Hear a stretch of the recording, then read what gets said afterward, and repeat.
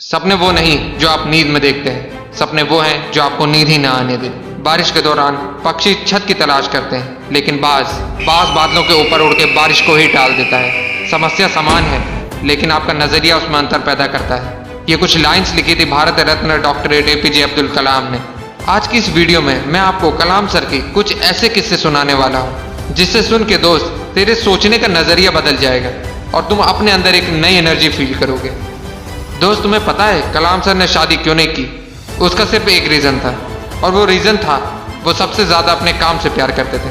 दोस्त, तुझे जान के हैरानी होगी, जिस दिन उनकी सगाई थी उस दिन भी वो काम में इतने बिजी थे कि वो अपनी सगाई तक भूल गए, और उस दिन उन्होंने शादी ना करने का फैसला कर दिया। उन्होंने एक इंटरव्यू में कहा, इंसान शादी और बच्चे अपनी सेल्फलेसनेस के लिए करता है, और मैं सेल्फिश नहीं होना चाहता। मैं अपनी पूरी जिंदगी अपने देश को समर्पित करना चाहता हूँ। दोस्तों, बात है 10 अगस्त 1979 की।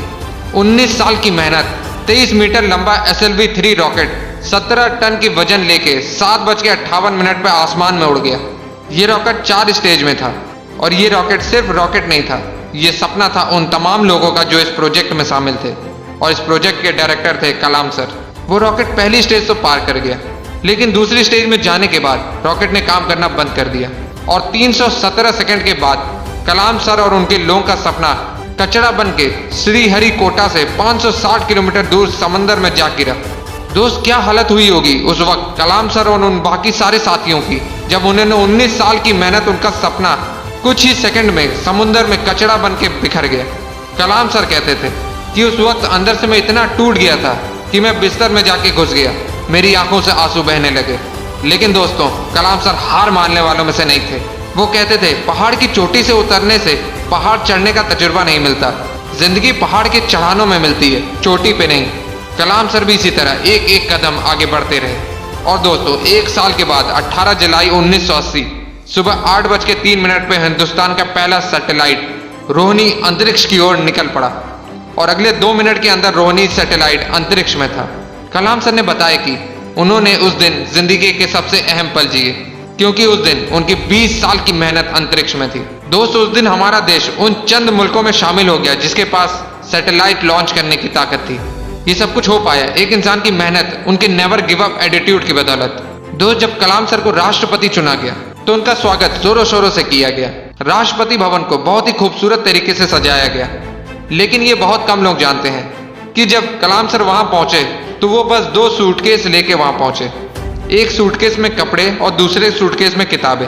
इसे कहते हैं किताबों से प्यार। अगर इस वीडियो को कोई स्टूडेंट देख रहा है तो ये बात समझो कि जितना आप किताबों से प्यार करोगे उतना वो किताबें आपको बड़ा बनाती चली जाएंगी।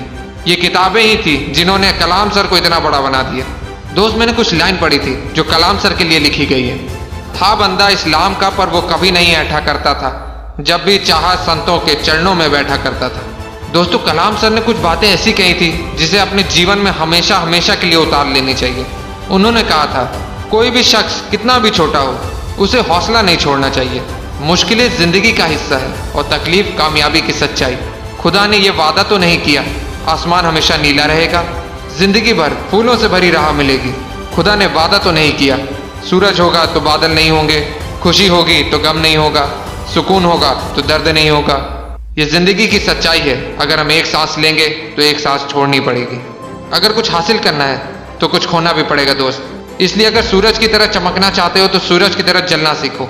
दोस्त, कलाम सर ने तो कर दिखाया, इसलिए आज भी हम कलाम सर के बारे में बात कर रहे हैं। अगर तेरे अंदर भी वो आके कुछ कर दिखाने की, तो कसम खा तू अपने सपने को पाने के लिए हर हद पार करने के लिए तैयार है। और अपने सपनों को मोटिवेशनल फ्लाइट देने के लिए चैनल को सब्सक्राइब कर लेना। जय हिंद, जय भारत।